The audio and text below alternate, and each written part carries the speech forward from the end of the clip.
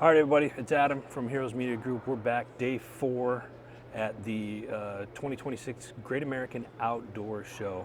And we are up in the gun hall today, walking around, and I ran into this gentleman the other day, Larry Geesaman of Fieldcraft. And this is, I just saw the logo, and you could see right here. I was like, that's badass. I got to stop and talk to this guy. So Larry, welcome. Hey, thanks, Adam. I appreciate it, brother. Absolutely. Thanks. Now, you're a veteran. Yes, sir. What yes, branch? Sir. So I was Army. Yeah. Army. Yeah, I was almost 10 years, just shy of the 10-year mark. Yeah. Had finished my master's and was doing some work for another organization. And they said, hey, we want you to come work for us. You know, same mission. No-brainer. Yeah, exactly. It was a no-brainer. So we left Hawaii, where I was stationed, and moved back to Maryland. Nice. And was working there. So retired with 25 years of total federal service. Well, and thank you for everything that you've done. appreciate that. Thank you. So you did that. Where did this come from? So the irony of it is, so when we moved back to Maryland, I was hunting with some buddies on the Eastern Shore. Just got here, didn't have a spot, didn't have a tree stand. I was like, I'm just going to get a pop-up blind, and we'll just go from there. Yeah. And as I'm there, the acorns are falling on this thing, and it sounds like a band's playing. And I'm like, oh, there's no way I'm going to see deer. And then my mind goes into contingency mode, right? Okay. I can do this. How would I do this better and stuff? And so that was kind of the inception of Fieldcraft. Was originally going to be a pop-up blind, but Okay.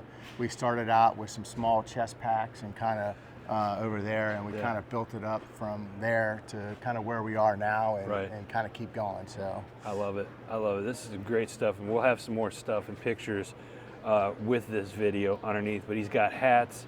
He's got like dive bags for you divers, water. We got some of you here. I'm going to shoot this over. We got a ghillie suit over there, and tons of bags, and the stuff is just absolutely amazing. So it started off that way. Was this something that you thought you were going to turn into a business and then get to where it's at today? you know, I was looking at it from like the near term, short term, long term, and it was like it had the potential. Yeah. You know, and then when we started getting the sales and we started getting all the support, you know, we're like really kind of onto something. Yeah. And so then we drew on my experience as a skydiver, as a dive master, and then all my military experience. We kind of incorporated everything into that as our ethos. So like our gear is designed to be expeditionary in nature, you know, just like the military. Yeah. You know, multiple missions, multiple environments, you know, multiple roles.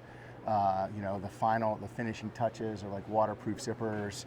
All the straps have some kind of tie down, so you don't have loose straps getting in the way and tangling. Very important. Because in our profession and those professions, you know, loose straps and stuff like that can cause some issues. You know, gear failure or whatnot. As a business owner and people that are watching this right now, what's the hardest objective you've had to overcome as a business owner?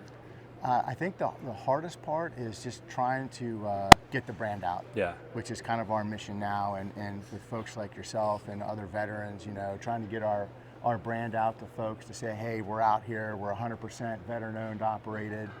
You know, we give back to the veteran communities. At the end of the year, we'll donate to different veterans charities, conservation charities, you know, children's cancer research, stuff like that. So the branding and getting it out. What's been the most rewarding thing for you as a business owner? The most rewarding piece is when I get emails and pictures from customers that took our gear out. And just a real quick story, we just got one about a month and a half ago from a guy who bought our Alpha hunting backpack. Nice. He bought it here at the show last year, took it to Newfoundland and was hunting moose, and he came back and wrote us a really long email about how everything was purposely engineered, including the top pocket on the top of it where he could easily retrieve his ID and his passport and his hunting license because it was on demand. Right. So he pulls out his stuff right away, and all the other guys are fumbling around in their gear. And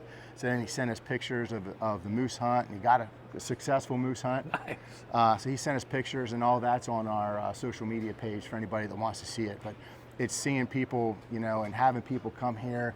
We saw you last year. We saw you in Virginia. We saw you elsewhere. Yeah. That's what I love, seeing people use our gear and they're happy about it, and then they send us pictures and feedback. You know, we really appreciate that. That's what drives me for this. Where can people find you? So our website is www.fieldcraftwolf.com. We're on social media, so you can see us on Facebook, Instagram. We're about to try to get on TikTok. We're going to start working that. But so between our website and Instagram and Facebook, they're the three places to find us. We are on Amazon too. You know, we have an Amazon Marketplace e-commerce site up as well.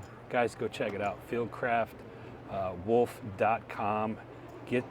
They got some amazing products. Go check it out today. Larry, thank you so much for it. And we have a veterans discount, so if you sign up, you get 15% off. And then in keeping with the military tradition, we have our Fieldcraft Wolf challenge coins. I'd like to give it to Adam. Thank you very much. I appreciate you. Yeah, Thank you. Thank you very much. That's Thanks, awesome. guys.